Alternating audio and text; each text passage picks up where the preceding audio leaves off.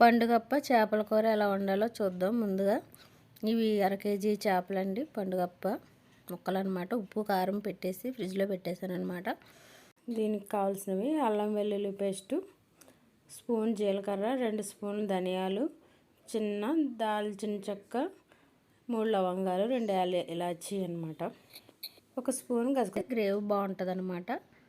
ఇవన్నీ పౌడర్ చేసేసుకోవాలి. ఇవి గసగసాలు.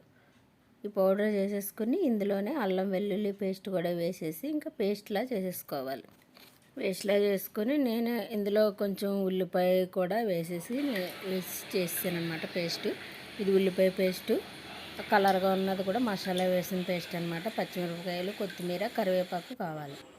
పెనం పెట్టుకొని ఆయిల్ వేసుకోవాలి. ఆయిల్ వేసుకొని దాంట్లో ముందుగా కరివేపాకు, పచ్చిమిరపకాయలు వేసుకోవాలి. తర్వాత ఇవన్నీ పేస్ట్ చేసిన గరం మసాలా మొత్తం అంతా కలిపేసి ఈ ఉల్లిపాయ పేస్ట్ కూడా అంతా కలిపి వేసేసుకోవాలి. ఇవన్నీ బాగా వేయించుకోవాలన్నమాట. ఆయిల్ అంతా సపరేట్ అయిపోయే వరకు వేయించుకోవాలి. బాగా అంటే మాడిపోయేలా కాకుండా కొంచెం దోరగా వేయించుకొని ఇప్పుడు మనం చేప ముక్కలు ఉన్నాయి కదా, ఆ చేప ముక్కలు వేసేసుకోవాలి. ఉప్పు కారం పెట్టినవి. ఉప్పు కారం మనం చూసుకొని మళ్ళీ వేసుకోవాలండి. చేపల్లో వేసాం కదా, ఎక్కువైపోకుండా ఇందులో కారం, ఉప్పు టేస్ట్ సరిపడా వేసుకోవాలి. ఈ 1/2 కేజీ చేపలకి నేను 4 స్పూన్లేమో చేప ముక్కలు వేసాను కారం, 2 స్పూన్లు ఈ కూరలో కారం వేసాను అనమాట. ఉప్పు మనకి ఎంత కావాలో అంత వేసుకోవాలి.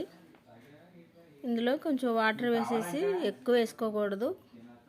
ఈ ముక్కలు కొంచెం ఫ్రిడ్జ్లో కదా గట్టిగానే ఉంటాయి కాబట్టి ఒకసారి కలిపేసుకొని ఇంకా ఉడికిన తర్వాత కలిపితే విడిపోతాయండి. ఉడకకుండానే బాగా కలిపేసుకొని మూత పెట్టి కొంచెం 1 నిమిషం పాటు హై ఫ్లేమ్లో ఉంచి మిగతా సిమ్లో పెట్టేసుకుని అలా నెమ్మదిగా 20 నిమిషాలు ఉడకనివ్వాలి. కొత్తిమీర వేసేసుకొని మూత పెట్టేసి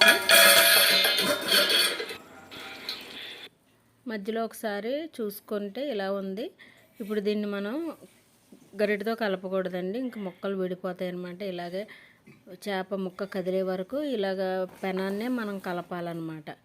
అలా కదుపుతుంటే అప్పుడు మొత్తం అంతా పైకి కిందకి కదులుతుంది. ఈ లోపల ఉప్పు కూడా చూసుకుంటే మనం ఉప్పు ఇప్పుడే వేసుకోవాలి. తర్వాత ఉప్పు కలవదు.